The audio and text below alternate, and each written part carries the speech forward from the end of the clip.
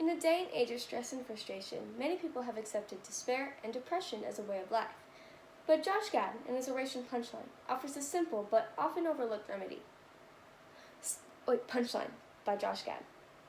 So there I was, out on the elementary school playground, doing whatever it is a 5-year-old does on those cheap, rusty, disgusting, unsafe swings that the school provided. Then I was suddenly attacked from behind and thrown off the swings aggressively. And as I slowly turned around, I was staring apprehensively into the legs of my fearless opponent, 6'9", 865 pounds, and bulging biceps the size of Titanic's budget. Anyway, there she was, getting ready to continue her vicious assault. And as I gazed up into Big Bertha's monstrous eyes, I felt as if she were Godzilla, and I were one of those tiny little Japanese businessmen, hopelessly awaiting my fate. So what did I do? I did the only thing I could do. I hurled a witty remark, a clever clip, a raving retort, a jagged barb, right in her face. So what if she clobbered me with her fists? I minded her image with my wits, and it wasn't a very pretty image to begin with. Oh yeah, I got the punch, but she got the punchline. Humor is one of the most common utilized forms of communication today. However, we often fail to realize that humor is a double-edged sword. It can cut us down and leave us painfully scarred, or it can be used to protect, encourage, and uplift our spirits. According to the 1993 edition of Psychology Today, humor, like electricity, comes in 2 forms, positive and negative. What a shock! You see, humor is often used for the wrong reasons. But on the other hand, human condition requires a little levity.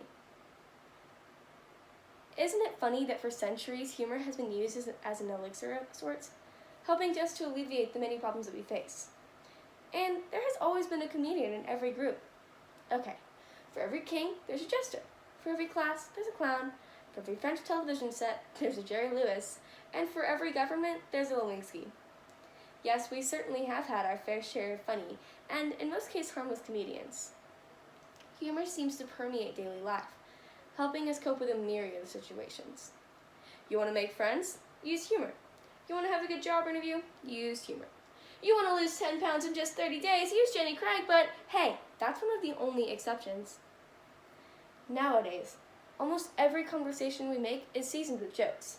The use of humor seems to allay stressful situations and help us and permeate daily life. So yes, humor can be a good thing, but it has also been the source of pain, negativity, and degradation. Of course, well, I personally wouldn't know anything about being the butt of a distasteful joke. After all, why on earth would anyone make fun of poor me? Okay, poor little me. These people who cannot or will not resort to typical bullying often use humor as their fist. This is a form of self-protection. However, according to Dr. Jane Hughes of the Department of Educational Psychology at Texas A&M University, it is better to give up your money and go without lunch than to be ridiculed in front of others. No. I won't even share my lunch with my friends, let alone bullies. No. The only way I'm losing my lunch is if it doesn't agree with my stomach. Now, Dr. Hughes goes on to say, get this, if the bully isn't much bigger than the victim, and the bully hits him, the child should hit the bully back. Well, what a brilliant idea. How come I didn't think of that? Excuse me, how tall are you? 5'8"? Oh, you're going down. Come on. There are certainly better ways of coping with that situations. Hitting back is simply unoriginal. Why don't we start using our heads instead of our fists? People will do anything to fit in. How fitting. That segues nicely into positive humor.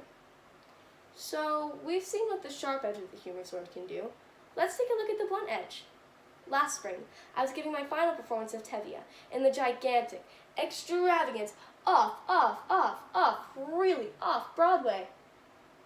Alright, it was a school production of The Fiddler on the Roof. Anyway, it wasn't until the final scene of the first act that I realized that my zipper had been down throughout the entire first act of the play. Can you say humiliating? I could. I was absolutely mortified. I needed to say force, so I turned the situation around.